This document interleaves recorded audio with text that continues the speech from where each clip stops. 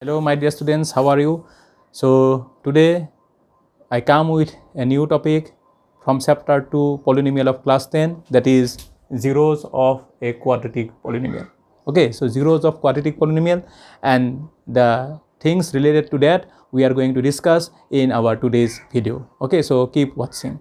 So first of all, let us discuss how to find out the zeros of a quadratic polynomial by taking an example.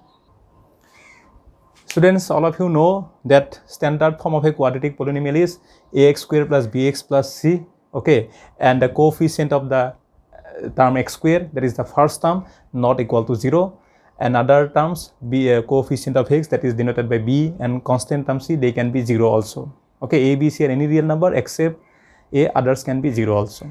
Okay, so if the variable is x, then it is like that. If variable is y or z, then you will get that variable. Okay, anyway, so let me discuss how to find out 0 of a quadratic polynomial, x square plus 2 root over x minus 6. So in this polynomial, what we have seen that a is 1 if I compare with this, b is 2 root over 2, c is minus 6. That means here a, b, c all are non-zero. A cannot be 0, and here b and c, they are also not equal to 0. As a result, you are getting all the three terms of the quadratic polynomial. So when there are three terms of a quadratic polynomial, then to find the 0, we need to factorize it by using the method splitting the middle term. And I already upload one video based on this, means how the middle term is we split the middle term and factorize a polynomial. Already the video I have uploaded, and you can go through that to know more about this one. So now let us see. So here if I multiply a and c, then my product is 1 into minus 6. My product is 1 into minus 6, a negative quantity. Then you have to factorize this minus 6 so that the sum of the two factors is equal to b. So minus 6, you see, minus 6 we can factorize in different ways. Minus 6 we can factorize in different ways. But to get root over 2, okay, sum of two factors must be root over 2, means b is equal to sum of two terms. Okay, now see, suppose we have a number which is like that, p into root 2. P can be any integer or any real number. Okay, p into root 2, q into root 2. Okay, p into root 2, q into root 2. If I add them, then my answer will be p plus q root over 2. Okay, p plus q root over 2. That means to get root over 2 in the sum of the two numbers, the numbers also must have root over 2 and root over 2. Okay, so similarly, to get sum of two numbers as 2 root over 2, okay, sum of two factors of minus 6 is equal to 2 root over 2. So those factors must have root over 2. Okay, so as a result, what I have done, I factorize 6 into this way, 2 into 3, and these two I factorize as root 2 into root 2. Okay, I factorize 6 like that, but it is minus 6, so I put a minus sign here. Now we have three factors. Out of these three factors, suppose these two factors consider as a single factor and root over 2 as a single factor. Out of this, one is negative, one is positive. If I take this is negative and it is positive, and if I find the sum, then my answer is minus 2 root 2, which is not equal to b. But if I take 3 root over 2 positive and minus root 2 negative, and then if I find the sum of the two factors, then my answer is plus 2 root over 2, which is equal to b. Okay, so here you see b is equal to 2 root over 2. I have to write b as sum of two factors of a and c, and it is possible when those two factors also have root 2, okay, as a factor. So that's why when I factorize 6, my two factors must have root over 2. From where I will get root over 2? I will get root over 2 from 2. That's why I factorize 6 as 2 into 3, and from 2 I get root over 2 into root over 2. So ultimately it is root over 2 into 3. A negative number is there because 6 is negative, this one. So then there are three factors total. Out of the three factors, combining second and third, I form one factor. So one factor is 3 root over 2, another factor is root over 2. Their product will be negative if any one of them is negative. If I take 3 root over 2 negative and root over 2 positive, then product is minus 6, but sum is not equal to b. But if I take 3 root over 2 as positive and root over 2 as negative, then product is minus 6 and sum is equal to b. Okay, clear? So now our polynomial was x square plus 2 root 2x minus 6. Now the middle term has coefficient 2 root over 2, which is sum of 3 root over 2 and minus root over 2. That's why 2 root over 2 I can write as 3 root over 2 and minus root over 2. 2 root over 2x I can write 3 root over 2x and minus root over 2x and minus 6. Then I will take common. From first and second term I can take x common, so it will be x plus 3 root over 2. Here immediately you write down the positive or negative, whatever sign is there in the third term you write it. From root over 2 and 6, root over 2 common, because 6 has factor root over 2. So if I take minus root over 2 common, then it is x and it is plus 3 root over 2. So this must be common here. So x plus 3 root over 2 is common. Then here it is multiplied by x. Here it is multiplied by root 2. So these are the two factors of our quadratic polynomial.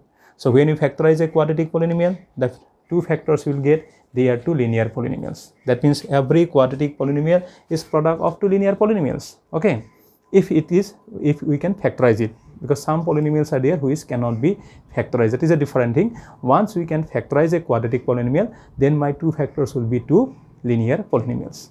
Now take this linear polynomial equal to 0. Take this linear polynomial equal to 0. Thereby you will get two linear equation. Solve this linear equation. Thereby you will get two values of x.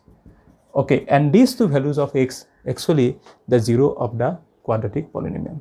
Okay, so what are the zeros? Suppose I denote our polynomial by px. So what are the zeros of px? So zeros of px are, one is minus 3 root 2 and one is plus root 2. Suppose I use a symbol alpha for one 0 and beta for another 0, then alpha and beta are this. So it is the process of finding 0 of a quadratic polynomial where a, b, c all are non-zero number. A cannot be 0, b and c also non-zero. Then we use factorization by splitting the middle term method. Thereby we will get two linear polynomials as factors of our quadratic polynomial. Taking those two linear polynomials equal to 0, we get the zeros of the polynomial. Okay, and suppose symbolically we denote it by alpha and beta. Now see, we are getting some interesting result. Say sum of zeros. Suppose I want to find out sum of zeros. That means I want to find alpha plus beta. That is minus 3 root 2 plus root 2. My answer is minus 2 root over 2. Okay, minus 2 root over 2. Next, I want to find this ratio, minus coefficient of the middle term. Okay, in middle term you will have the variable whose power is 1, x to the power 1 or y to the power 1. Okay, and coefficient of square of x, that means coefficient of the first term. Okay, then here you see, that means I want to find out minus b by a. In standard form it is b, it is a negative of coefficient of x by coefficient of x square, minus b by a. Minus b means negative of the coefficient of x. Negative of coefficient of x means here in this example minus 2 root 2 and coefficient of x square is 1. So answer is minus 2 root 2. That means what I have seen here, that sum of the zeros and minus coefficient of x by coefficient of x square, or sum of the zeros and minus coefficient of middle term by coefficient of the first term is, they are always equal. Next, suppose here, let me rub this one because this portion you already know. Suppose I want to find out product of zeros. Suppose I want to find out product of zeros. That means I want to multiply alpha and beta. Symbolically, I want to multiply alpha and beta. That means I want to multiply alpha is minus 3 root 2 and beta is root 2. So minus 3 root 2 and root 2, suppose I multiply. Suppose I want to multiply. Then my answer is minus 3 root 2 into root 2 is 2, that is minus 6. Product of zeros in this example will be minus 6. And next, suppose I want to find out the constant term in the polynomial, constant term by coefficient of the first term or the square term, that is coefficient of x square. Symbolically in standard form, constant term is denoted by c and coefficient of the square term is denoted by a. Suppose I want to find out c by a. In this example, c was minus 6, a is equal to 1, to minus 6 by 1, this is equal to minus 6. That means what you have seen, product of zeros and constant term by coefficient of x square, they are equal. Okay, so sum of zeros, symbolically sum of zeros alpha plus beta equal to minus b by a, product of zeros alpha into beta equal to c by a. Denominator is always a, because a is non-zero quantity, denominator must be non-zero. Very easy to remember. Okay, a means coefficient of the first term or the square term, b means coefficient of the middle term, okay, where the power of the variable is 1, and c means the constant term where the power of the variable is 0. So this is called as relation between zeros of a quadratic polynomial and coefficients of the first, second and third term, or coefficient of the terms. Okay, relation between zeros and coefficient means this one. So now based on this one simple example, students, we have got this result that alpha plus beta equal to minus b by a, alpha into beta equal to c by a. All of you know that maximum number of zeros of a quadratic polynomial is 2. Okay, now you see a question. If 1 0 of the polynomial x square minus 4x plus 1 0 of the 2 zeros of quadratic polynomial this is 2 plus root 3, find the other 0. Okay, that means here you see, to find the other 0, just now I discussed a method to find the zeros of the polynomial. So using that method, you can try to find the zeros of the polynomial here. But as 1 0 is given, you are not going to do that. Okay, what you are going to do, if 1 0 is given, 1 0 is not given, so you need a relation between the given zeros and unknown 0. Okay, and there are two relations. One is sum of the zeros equal to minus b by a, and one is product of the zeros equal to c by a. So this is a relation between the two zeros alpha and beta. If alpha is given, beta is not given, alpha is known, beta is unknown, then you can use this relation. See here, our given polynomial is what? X square minus 4x plus 1. Okay, so here a is 1, coefficient of x square, b is coefficient of x minus 4, c is constant term 1. Alpha is one of the 0, alpha is 2 plus root 3, beta is what? We don't know. So I can use this relation that alpha plus beta is equal to minus b by a, or from this I can find out what is beta. It is minus b by a minus alpha. Okay, or I can use this relation that alpha into beta is equal to c by a, or what is beta? I have to take alpha to that side, c by a divided by alpha, or you multiply alpha in denominator of this. If I use this relation, then beta is equal to minus b, b is 4, minus 4 sorry, minus b means plus 4 by 1. Okay, or here let me calculate, minus b by a means minus of minus 4 by 1, that is 4, and c by a, if I calculate c by a will be 1 by 1, it is 1. Okay, I'll calculate that one. So 4 minus alpha, what is alpha? 2 plus root 3. So if I carry on the calculation, then 4 minus 2 is 2 minus root 3. It is the other 0. Okay, from the sum of the zeros and minus b by a, from that relation I can find out if 1 0 is given to me, the other 0. Or here if I go to this one, then beta is equal to what? C by a means 1 by alpha by 2 plus root 3. Okay, beta is equal to 1 by 2 plus root 3. 1 by 2 plus root 3, as you know that when we have an irrational number in denominator, we need to rationalize it. So we multiply by its conjugate. Conjugate of 2 plus root 3 is 2 minus root 3. That we multiply in numerator and in denominator. So numerator is 2 minus root 3. Denominator, using a plus b into a minus b identity, it will be square of 2 minus square of root 3. That is 2 minus root 3. Square of 2 is 4. Square of root 3 is 3. 4 minus 3 is 1. So 2 minus root 3 divided by 1 means it is 2 minus root 3. Same value you will get here. So if 1 0 is given, to find the other zeros, either you can use this relation alpha plus beta equal to minus b by a, or alpha into beta is equal to c by a. So beta will be minus b by a minus alpha, or beta is equal to c by a divided by alpha. I think this one is easier. Okay, but anything whichever you can apply. If 1 0 is given, to find the other 0. Don't calculate the 0. Okay, just use the relation between zeros and coefficients for this type of problem. Clear? So students, let us try to find out the zeros of this quadratic polynomial. This quadratic polynomial is not in standard form. Why? Because if someone asks you what is multiplied with x square, okay, you cannot give the answer, because not only x square, you have x square plus 1. So this plus 1 you have to separate from x square. So if I do that, then it is a into x square, a into x square, a into plus 1.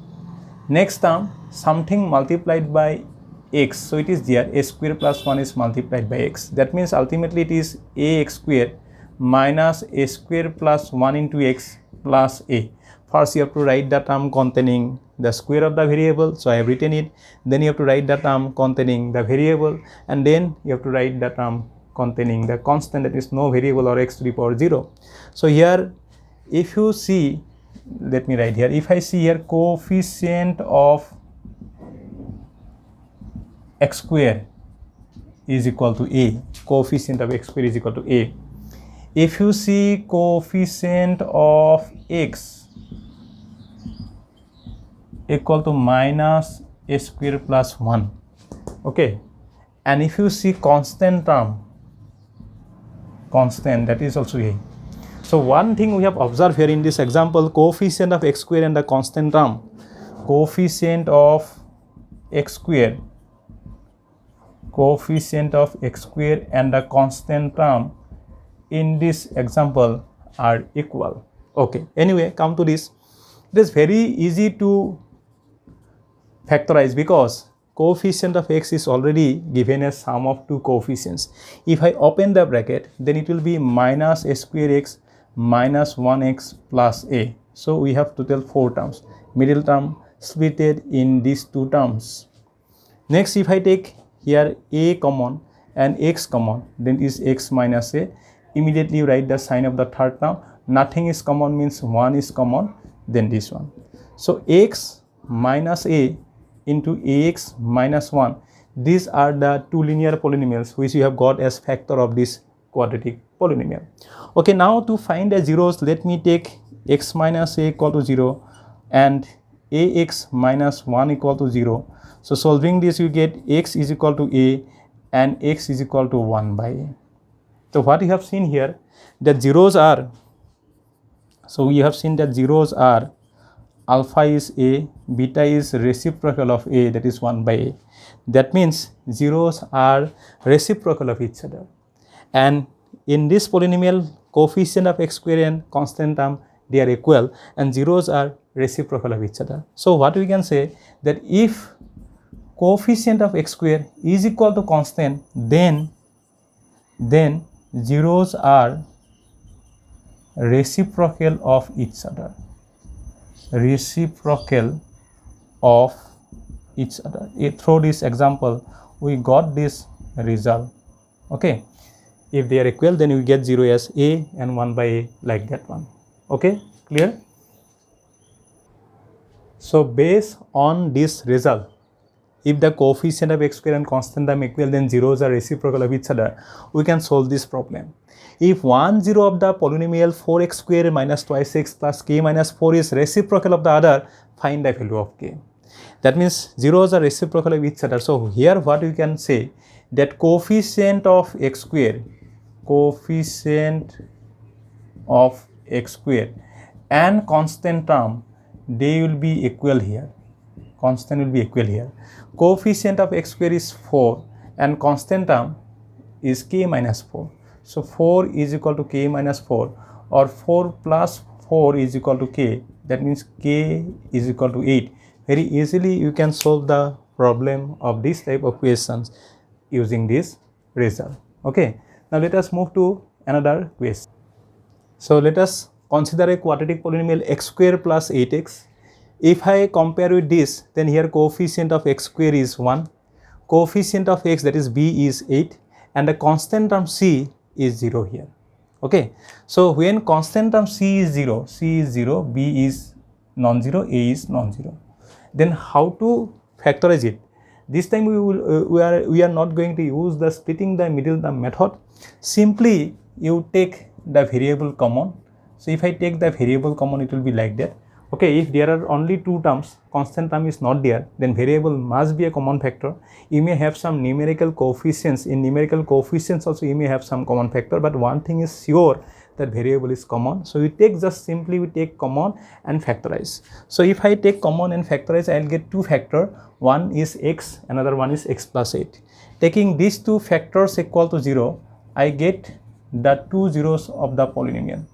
And see, out of the two zeros of the polynomial, that means what are the zeros? So zeros are alpha is 0, beta is minus 8. So out of the two zeros of the polynomial, here 1 0 is the digit 0. Okay, out of the 2 0, 1 0 is the digit 0. So when will happen like that? If the constant term of the polynomial is 0. So if constant term is 0, this one, then one of the two zeros is 0. Okay, when constant term of a quadratic polynomial is 0, then out of the 2 0, 1 0 is actually the number 0. Okay, now let us move to another. So now students, let us take another example. This is quadratic polynomial px equal to x square minus 15. If I compare with the standard form, then here coefficient of x square, which is denoted by a, is 1.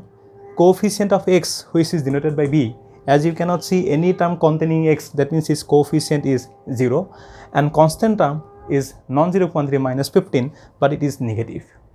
So now in a quadratic polynomial, if b is 0 and constant is negative, then you can find out the zeros, but if constant is positive, then you cannot find out the zeros. Here you can find the 0, and to find the 0, here we have to use this algebraic identity, that x square minus y square is equal to x plus y into x minus y. To factorize this, we are going to use this algebraic identity.